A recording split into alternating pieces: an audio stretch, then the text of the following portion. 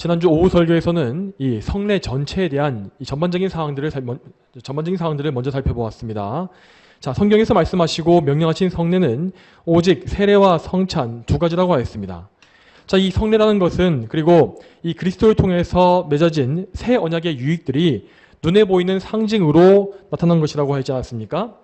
자, 그래서 우리는 세례와 성찬을 통하여서 하나님의 크신 은혜를 눈으로 확인하고 그래서 더욱더 굳게 믿을 수가 있는 것입니다.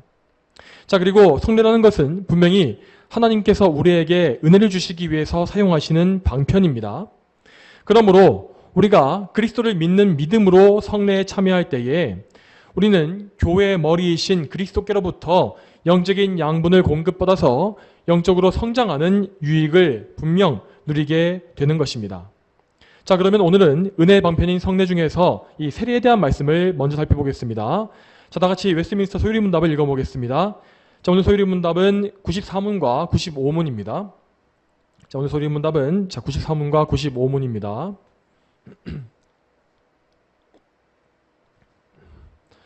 자, 소유리 문답 93문부터 먼저 제가 질문하겠습니다. 네, 93문 질문하겠습니다. 세례는 무엇입니까? 세례는 성부와 성자와 성령의 이름으로 물로 씻는 것으로서 우리가 그리스도와 연합되었다는 것과 은혜 언약의 유익에 참여한다는 것과 주님의 사람이 되기로 약속하는 것을 상징하고 확증하는 것입니다. 95문 하겠습니다. 세례는 누구에게 베풀어야 합니까? 세례는 보이는 교회 밖에 있는 사람에게는 그리스도에 대한 신앙 고백과 순종을 하기 전까지는 줄 수 없지만 보이는 교회 회원의 유아에게는 베풀 수 있습니다. 자, 아멘. 자, 세례는 예수 그리스도께서 직접 제정하시고 명령하신 것으로서 하나님께서 우리에게 허락하신 은혜 언약의 표징입니다. 자, 이 은혜 언약이라는 것은 창세 전에 성부 하나님과 성자 하나님 사이에 맺어진 언약인데 이것은 예수 그리스도께서 우리의 구속자로서 우리를 대표하여서 우리의 대표자로서 하나님과 맺으신 것입니다. 이 은혜 언약에는 하나님께서 택하신 백성에게 베푸시는 모든 은혜가 다 담겨 있습니다. 여기에는 하나님께서 우리 죄인들을 위한 중보자로서 당신의 독생자 성자 예수 그리스도를 보내주실 약속이 들어있고 또한 그 그리스도께서 우리의 구원에 필요한 모든 조건을 만족시키실 것이 역시 포함되어 있습니다. 그리고 그리스도를 통해서 구원받게 될 모든 백성들에게는 그 구원의 보증으로서 성령님께서 오실 것인데 성령께서는 그 백성에게 그리스도를 믿는 믿음을 먼저 주심으로 그들에게 그리스도께서 이루신 모든 구속의 은택을 적용하시는 것입니다. 이 은혜 언약은 영원하고 불변하기 때문에 이 언약에 속한 자는 그 누구도 멸망하지 않고 영원한 생명을 얻게 됩니다. 자, 여러분, 세례라는 것은 한 사람이 그리스도를 믿음으로 인하여서 이 은혜의 언약, 영원한 언약에 참여하게 되었음을 보여주는 증표입니다. 말하자면 이 세례라는 것은 우리가 그리스도께 속하였음을 증명하는 보증서와 같은 역할을 하는 것이죠. 그런데 이 언약의 보증이라는 것은 하나님 편에서 필요한 것이 아니라 우리에게 필요한 것입니다. 왜냐하면 우리는 유한한 존재이기 때문에 하나님의 영원적 언약을 볼 수도 없었고 또한 우리의 구원 자체를 눈으로 확인할 수 없기 때문입니다. 따라서 하나님은 이렇게 연약한 우리의 믿음을 도와주시기 위해서 우리를 도와주시기 위하여 눈에 보이는 성례인 세례를 우리에게 주신 것입니다. 자, 이렇게 눈에 보이는 증표는 구약시대 때부터 하나님의 백성에게 주어져 왔습니다. 특별히 세례의 경우에 이것은 구약의 할례에서부터 이어져 내려온 것입니다. 구약시대의 할례는 하나님께서 아브라함에게 최초로 명령하신 것인데 하나님은 아브라함과 그 가족에 속한 모든 남자 그리고 그 모든 후손의 남자들에게도 할례를 다 명하셨습니다. 그래서 할례는 아브라함의 후손으로 태어난 모든 이스라엘 자손들에게 그들이 하나님의 백성이라고 하는 언약의 증표가 되어준 것입니다. 자, 그렇지만 이 할례라는 것은 단순히 이 혈통적 이스라엘의 혈통, 이 핏줄을 보여주는 통과 의례 같은 것이 아니었습니다. 하나님은 분명히 모든 이스라엘 백성에게 할례보다 먼저 하나님을 섬기도록 요구하셨고 또한 하나님께 나오기 위하여서 죄의 사함, 죄의 용서를 받아야 한다는 사실을 말씀하셨습니다. 그래서 구약의 이스라엘 역시 우리와 똑같이 예수 그리스도를 믿음으로써 구원받는 것이었는데, 그들은 그들에게 주어진 성막과 제사와 같은 구약의 모형들을 통하여서 오실 그리스도를 바라보고 믿은 것이었습니다. 그들은 그렇게 자신이 하나님 앞에 죄인임을 알아야 했고, 그리고 그 죄를 용서하시는 메시아 그리스도 예수님의 은혜를 멀리서 바라보며 구했습니다. 그리고 그 믿음으로 말미암아 그는 죄 씻음과 구원을 받게 되었고, 그리고 하나님의 약속의 증표로서, 구원의 증표로서 할례를 받은 것입니다. 자, 이처럼 할례는 우리 신약의 세례와 똑같은 용도를 가지고 있습니다. 그렇지만 할례는 어디까지나 구약 시대에 속한 성례였기 때문에 그리스도께서 오심을 통해서 할례의 많은 부분이 개혁되어야만 했습니다. 먼저 할례는 이 다른 구약의 모형들처럼 피 흘림을 포함하는 성례였습니다. 구약의 제사나 할례 등에 나타나 있는 피는 그리스도께서 세우실 언약을 미리 보여주는 상징이었습니다. 그러므로 그리스도께서는 십자가에서 보혈을 흘리시고 신약의 새 언약을 성취하셨는데, 그 일이 성취된 이후에는 구약에서 나타났던 모든 피가 다 필요 없게 된 것이죠. 따라서 할례 역시 이제는 피가 없는 성례인 세례로 바뀌게 된 것입니다. 또한 구약의 할례는 오직 유대인 남자에게만 주어진 것이었기 때문에 그 범위가 아주 좁았습니다. 그렇지만 그리스도께서는 당신의 죽으심과 부활을 통하여서 신약의 교회를 세워주셨고, 그 신약의 교회에는 모든 사람이 차별 없이 하나님의 부르심을 받아 들어오게 되었습니다. 그리하여서 신약의 세례는 남자와 여자 모두에게 주어지게 된 것이고, 또한 이스라엘 백성뿐만 아니라 나라와 민족을 막론하고 그리스도를 믿는 모든 자들에게 다 베풀어지게 된 것입니다. 이처럼 세례는 그리스도를 통해서 허락된 신약 시대의 이런 풍성한 은혜와 복락을 보여주고 있는 성례입니다. 그래서 세례에는 은혜와 자유와 그리고 기쁨이 가득합니다. 그렇지만 이러한 기쁨 가운데서도 하나님은 이 세례에 중요한 질서를 제정하십니다. 우리가 오늘 소유리 문답의 94문의 첫 번째 문장을 보게 되면 이 첫 번째 문장에 이렇게 되어 있습니다. 세례는 성부와 성자와 성령의 이름으로 물로 씻는 것이라고 되어 있습니다. 이 말은 우리의 세례에 반드시 포함되어야 할 두 가지 요소를 보여줍니다. 먼저 세례는 삼위일체 하나님의 이름으로 베풀어져야 하는 것이고, 그리고 물이 사용되어야 하는 것을 알 수가 있습니다. 먼저 세례가 성부와 성자와 성령의 이름으로 주어지는 이유는 우리의 구원을 삼위일체 하나님께서 모두 협력하여 이루시기 때문입니다. 먼저 성부 하나님은 우리를 예정하시고 또한 구원자로서 자신의 아들을 보내주셨으며, 그리고 성자 하나님께서는 아버지께 순종하심으로 이 땅에 오시고 구속을 위한 모든 조건을 다 성취하셨습니다. 그리고 세 번째, 성령께서는 그 구속의 공로를 택자들에게 적용하심으로써 그들을 실제적으로 구원하시며 그들의 평생에 함께 하십니다. 이렇게 거룩하신 삼위일체 하나님께서 우리의 구원을 같이 이루시는 것이기 때문에 예수 그리스도께서는 이 사실을 보여주는 확실한 명령을 세례에 더하신 것입니다. 오늘 우리의 본문인 마태복음 28장 19절 말씀은 절대 혼동할 수가 없는 분명한 표현을 통해서 아버지와 아들과 성령의 이름으로 세례를 주어야 한다라고 선포하십니다. 그러므로 이 명령에 따라서 우리의 세례는 반드시 성부와 성자와 성령의 이름으로 베풀어져야 하는 것이죠. 또한 다음으로 세례에는 반드시 물이 사용되어야 합니다. 성경에서 사람에게 물이 사용되는 것은 곧 그들의 죄를 씻는 것을 상징합니다. 우리가 지금 수요예배 설교에서 살펴보고 있는 바와 같이 구약의 제사장들은 하나님께 나아갈 때에 몸을 씻거나 손발을 씻는 등의 정결 예식을 반드시 행했습니다. 이 정결 예식은 하나님께 나아가기 위해서 반드시 그들의 죄의 문제, 사람의 죄의 문제가 해결되어야 함을 보여주는 절차였습니다. 또한 물은 우리를 정결하게 하시는 성령님을 상징하는 상징이기도 합니다.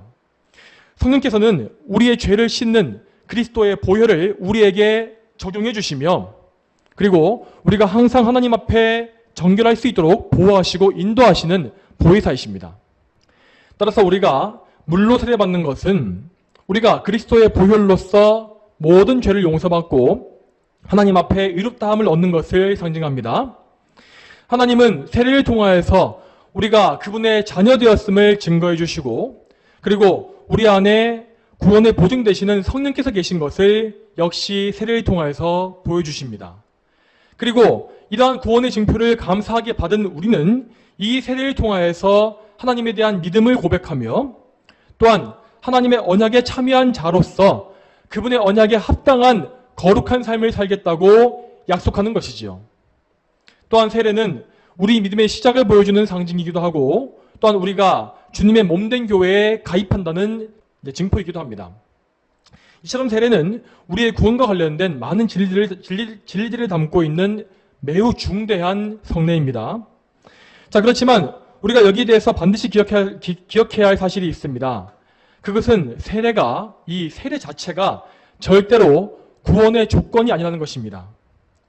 자, 로마 카톨릭은 성례를 이것이 곧 구원의 수단이라고 주장합니다. 그래서 그들은 성례에 참여하는 것이 곧 그들의 구원을 보증한다고 주장하지요. 그렇지만 성경은 절대로 세례받은 모든 사람이 구원받는다고 말씀하지 않습니다. 구약 시대를 먼저 생각해 보게 되면 이 아브라함의 아들 이스마엘이나 이삭의 아들 에서 등은 모두 다 할례를 받았지만 구원에서는 최종적으로 제외되었습니다. 그들은 분명히 외적으로는 하나님의 백성 안에 있었습니다. 하지만 그들의 내적으로는 하나님을 믿지 않았던 불신자이기 때문입니다. 또 이와 마찬가지로 구약의 이스라엘 백성들은 모두 다 할례를 받긴 했지만 사실상 이스라엘 백성 중에서는 구원받은 자보다 그렇지 않은 자가 훨씬 더 많았습니다. 이 사실은 분명히 할례가 구원의 조건이 아니며 하나의 표징일 뿐임을 보여주는 것입니다. 그리고 이 할례의 원리는 세례에도 동일하게 적용됩니다. 자, 참된 구원은 물로 씻는 의식을 통해서 주어지는 것이 아닙니다. 모든 사람은 구원에 이르기 위해서 그들의 몸이 아닌 마음의 세례를 받아야 하는 것입니다. 이 마음의 세례라는 것은 곧 그 마음이 성령으로 말미암아서 중생하는 것을 의미합니다. 그 마음이 성령으로 거듭나서 새롭게 되고 성령을 통하여서 그리스도의 보혈의 공로가 그 마음에 적용되어서 죄 씻음 받는 것이 바로 마음의 세례입니다. 더 나아가서 성령으로 인침받아서 그리스도께 속하게 되는 것, 그리스도와 연합되는 것이 바로 구원의 조건인 마음의 세례인 것이지요. 이와 같이 마음의 세례를 받은 참된 성도는 그리스도와 연합하여서 그분 안에 그분과 함께 평생 거하게 됩니다. 그 연합의 관계 안에서 성도는 그의 주인이신 그리스도께로부터 영적인 양분을 공급받음으로써 영적으로 자라게 되고 또한 세례에 합당한 삶을 살 수가 있는 것입니다. 자, 사실이 그렇다면 외적 표징으로 받는 이 세례의 유익은 무엇이겠습니까? 사실 많은 사람들이 이 처음 세례받을 당시에는 그 유익을 잘 알지 못합니다. 물론 이 세례받는 처음부터 명확한 신앙 고백과 회심의 증거를 보여주는 사람이 소수 있지만 대부분의 사람들은 이 세례받을 때에는 믿음이 너무 연약하거나 불명확한 경우가 많습니다. 그렇지만 그들 중에서 이렇게 세례받은 사람 중에서 하나님께서 구원으로 예정하신 사람들은 하나님의 은혜로 말미암아서 자신이 거듭나고 그리스도를 믿고 죄 씻음 받았음을 점점 더 확실히 알고 믿게 됩니다. 이렇게 확실한 지식과 확실한 믿음을 소유하게 될 때에 그 성도들은 자기가 받았던 세례가 무슨 의미였는지를 알게 될 것이고 또한 하나님께서 그 세례를 통하여서 자신에게 확실한 은혜를 주셨다는 사실을 발견할 것입니다. 다시 말해서 세례가 은혜의 방편으로 쓰여지는 것은 오직 하나님께서 선택하신 백성에게만 해당된다는 것입니다. 이와 반대로 세례받았음에도 불구하고 그리스도를 믿지 아니하는 거짓 신자에게는 세례가 결코 은혜의 방편이 될 수가 없다는 것이죠. 자, 그리고 다음으로는 세례의 방식에 대해서 생각해 보겠습니다. 자, 세례의 방식입니다. 자, 오늘 우리가 읽은 이 소리문답의 94문에서는 분명히 세례가 이 성부와 성자와 성령의 이름으로 물로 씻는 것이라 말합니다. 자, 물로 씻는 것입니다. 이처럼 이 장로교회의 표준교리인 웨스트민스터 대소리문답에는 이 세례를 물로 씻는 성례라고 표현하고 있습니다. 그런데 여기에 대해서 침례교인들은 이것이 반드시 온몸을 물에 다 잠그는 침례의 방식으로 행해져야 한다고 주장합니다. 그들이 이렇게 친례를 주장하는 그들이 이렇게 친례를 주장하는 근거는 무엇보다 신약 성경에 나와 있는 세례라는 말의 헬라어 원어에 있습니다.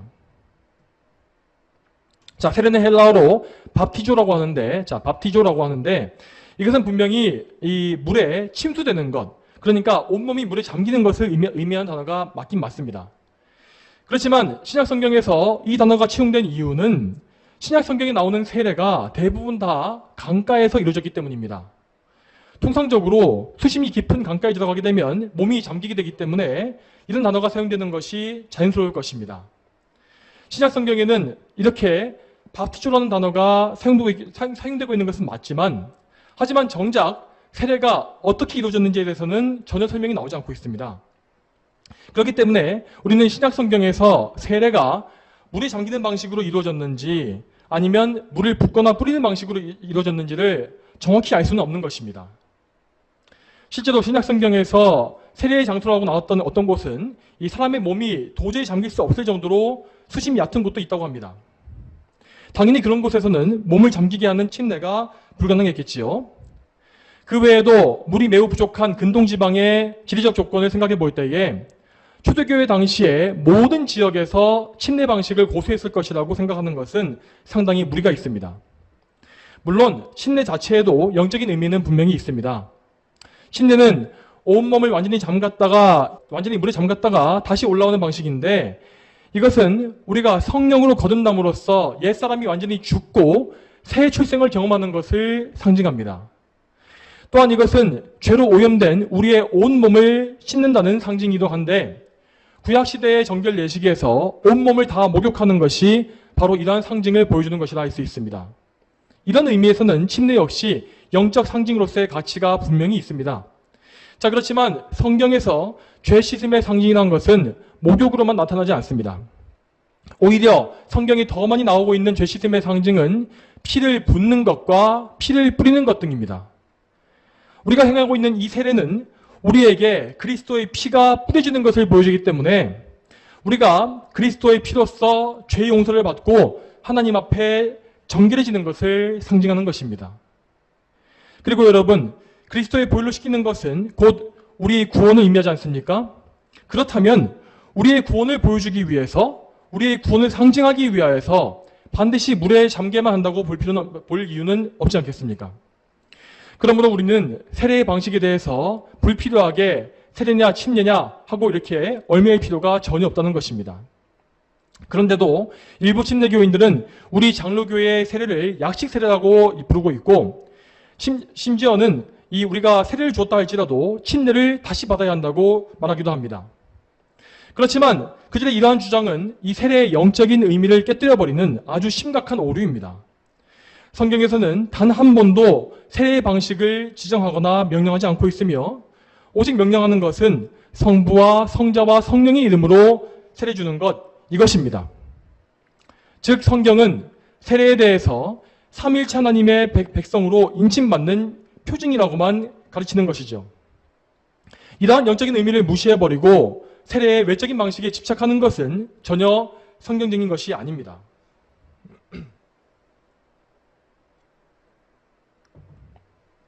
그러므로 이 말씀을 들으신 분들 중에서 침례교회에서 침례를 받으신 분이 계신다면 그런 분들은 세례를 다시 받으실 필요가 없습니다.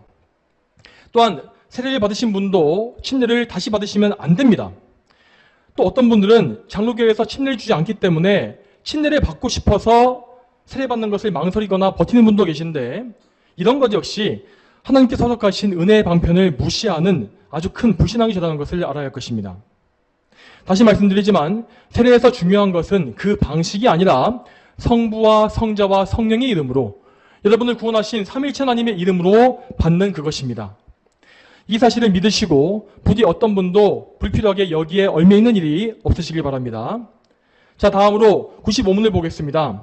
95문에 이렇게 되어 있습니다. 세례는 보이는 교회 밖에 있는 사람에게는 그리스도에 대한 신앙 고백과 순종을 하기 전까지는 줄 수 없지만 보이는 교회 회원의 유아에게는 베풀 수 있습니다. 라고 하였습니다. 자, 이 교리문답에서는 세례를 받을 수 있는 사람의 자격 요건에 대해서 살펴보게 됩니다. 자, 당연히 세례의 1차적인 조건은 그 세례를 받는 사람의 개인적인 신앙 고백입니다. 세례를 받고자 하는 사람은 성경에 남아있는 대로, 성경에 기록된 대로 그리스도를 믿고 그분에 대한 신앙을 고백해야 합니다. 그리고 그는 믿은 대로 순종하게 되는 변화를 나타내 보여야 합니다. 그러니까 이런 것입니다. 만일 그리스도를 믿는다고 고백은 하는데 그에게 여전히 공개적이고 다 드러나 보이는 죄악과 악한 습관이 남아있다면, 그리고 그 죄를 전혀 회개하지 않는다면 그에게 세례 주는 것은 합당하지 않다는 것입니다. 그렇지만 그에게 신앙 고백과 더불어서 신앙에 합당한 순종의 모습이 나타난다면 교회는 무조건 그의 신앙을 인정하고 세례를 주어야 합니다. 그 사람의 내적인 거듭남이나 또한 숨겨진 죄들까지 판단하는 것은 교회와 사람이 할 수 있는 일이 아니기 때문입니다. 그런 것은 오직 하나님만 하실 수 있는 일이기 때문에 교회는 이 성도의 믿음에 대한 외적인 증거만을 통하여서 세례를 베푸는 것입니다. 자, 그리고 계속 이어서 95분의 두 번째 부분을 보겠습니다. 자, 여기에서도 우리는 또다시 침례교와의 논쟁에 대해서 언급할 수밖에 없습니다. 자, 오늘 우리가 읽은 소위를 문답에는 이 보이는 교회 회원의 유아에게 세례를 베풀 수 있다라고 나와 있습니다. 자, 이 말은 교회에 출석해서 세례받은 정식 교인의 유아 자녀에게 주는 유아 세례를 의미합니다. 기독교회 전통에서 유아 세례는 아직 사람이 자기 신앙을 고백할 수 없는 만 2세 이하의 연령에만 주게끔 되어 있습니다. 이와 반대로 침례교는 유아 세례 자체를 비성경적이라고 보고 반대하는데, 그 이유는 그들이 세례를 오직 개인적인 신앙 고백을 통해서만 줄 수 있다고 믿기 때문입니다. 침례교는 모든 사람이 아담의 원죄를 유전받은 타락한 죄인이라는 사실을 알고 있지만 오직 그 사실에만 집중하는 것이며, 하나님께서 성도의 모든 자녀에게 언약의 복을 주신다는 사실을 부정합니다. 그렇지만 우리 장로교회에서는 하나님께서 주신 은혜의 언약의 근거에서 유아 세례를 줄 것을 믿고 있습니다. 물론 우리는 성도의 자녀 역시 아담의 원죄를 물려받은 죄인으로 태어난다는 사실을 알고 있습니다. 그렇지만 동시에 우리는 하나님의 언약을 믿고 있는데 그 언약은 분명히 그리스도를 믿는 자의 자녀에게도 주어진 것입니다. 이러한 언약 사상의 근거는 구약과 신약에 공통적으로 다 나오고 있습니다. 먼저 구약 시대의 할례는 그 집안에 속한 어린아이까지 다 포함해서 모든 남자에게 다 행해진 것입니다. 그리고 이것은 분명히 하나님께서 직접 명령하신 것인데, 아직 개인적인 신앙을 가질 수 없는 유아들에게도 할례가 베풀어진 것은, 그 이유는 하나님께서 주신 언약에 근거한 것이었습니다. 창세기 17장 10절 말씀에 하나님은 아브라함에게 이렇게 말씀하십니다. 너희 중에 남자는 다 할례를 받아라. 이것이 나와 너희와 내 뒤에 올 후손 사이에 맺은 나의 언약이다. 이 말씀에서 분명히 하나님은 아브라함과 그의 집에 속한 모든 유아들, 그리고 그의 후손들까지도 다 그분의 언약에 포함시켜 주시는 것을 볼 수가 있습니다. 그리고 이러한 언약 사상은 단지 구약의 혈통적인 이스라엘에게만 주어지는 것이 아닙니다. 신약의 사도행전 2장에서 베드로는 예수님을 믿고자 하는 유대인들에게 세례를 받으라고 명령하면서 이렇게 말하고 있습니다. 사도행전 2장 39절 말씀에 이 약속은 너희와 너희 자녀들과 먼데 있는 모든 이들 곧 주 우리 하나님께서 부르시는 모든 이들에게 하신 것이다 하였습니다. 이와 같이 신약의 교회는 그 시작에서부터 성도의 자녀들을 언약에 다 포함시킨 것입니다. 그리고 이러한 원리에 따라서 사도행전에서는 그리스도를 믿는 성인들에게 세례를 줄 때에 그의 온 가족이 세례를 함께 받았다는 말씀이 나오고 있는 것을 볼 수 있습니다. 자, 대표적으로 백부장 고넬료의 가족이 그러했고, 또한 바울에게 세례를 받았던 빌립보 간수의 가족도 역시 그러했습니다. 이렇게 가족 단위로 세례를 받는 경우에 그 집에 유아들이 한 명도 없었을 것이라고 보아야 할 이유는 없을 것입니다. 이처럼 유아 세례는 구약과 신약 모두에 나타나 있으며 은혜 언약에 근거를 두고 있는 성경적인 성례입니다. 물론 세례받는 당사자인 유아는 그 세례에 대해서 아무것도 알 수가 없지만 그리스도인 부모들은 유아 세례를 통하여서 하나님과의 언약을 지키겠노라고 하는 서약을 하게 되는 것입니다. 그들이 하나님께 대해서 지켜야 하는 언약은 그들의 자녀에게도 적용됩니다. 믿음의 부모가 맺은 언약은 자신의 아이들을 성경적으로 양육하여서 하나님 말씀에 순종하게 만들겠다는 의무를 포함하는 것입니다. 여러분, 하나님은 분명히 믿는 자의 자녀에게 언약을 주셨습니다. 그러므로 그 부모가 언약의 은혜를 믿고서 기도와 말씀으로 온전히 자녀를 양육해 나간다면 분명히 하나님께서는 그들에게 은혜로서 구원을 주실 것입니다. 우리는 이러한 언약 사상을 믿기 때문에 그 언약의 증표로서 유아 세례를 주는 것이죠. 자, 성도 여러분, 오늘 여러분께서는 이 세례에 대해서 여러 가지 성경의 진리를 들으셨습니다.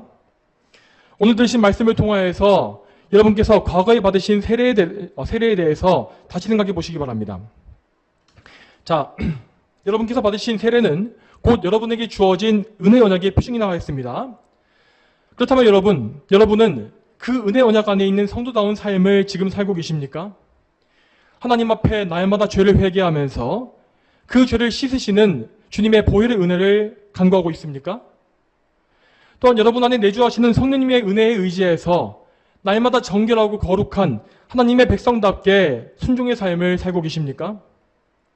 만약 여러분의 삶에 이러한 증거가 잘 드러나지 않고 있다면 여러분은 분명히 이 문제에 대해서 하나님께 내어놓고 부르짖어 기도하셔야 합니다.